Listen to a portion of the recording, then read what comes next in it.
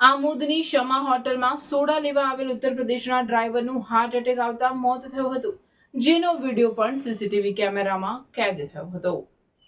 મળતી માહિતી મુજબ કિસમ અલી શહેજાદ અલી શેખ રહેવાસી મનિકોર તાલુકો ભાનપુર જિલ્લો બસ્તી રાજ્ય ઉત્તર પ્રદેશનાઓ સાંજના 6 વાગ્યાના સમયે આમોદ સમા હોટલ ઉપર તેમની ગાડી નંબર MH06AQ 9654 પાર કરી સોડા લેવા માટે સમા હોટલના કાઉન્ટર ઉપર ગયો હતો, જ્યાં તેઓને સોડા લીધા બાદ એટેક આવતા નીચે ઢળી ગયો હતો, જેથી હોટલ ઉપર હાજર હોટલના માલિક ઇમરાનભાઈએ તેઓને તાત્કાલિક 108 બોલાવી આમોદ સામૂહિક આરોગ્ય કેન્દ્રમાં લાવવામાં આવ્યા હતા, જ્યાં ફરજ ઉપરના તબીબે તેઓને મરણ જાહેર કર્યા હતા।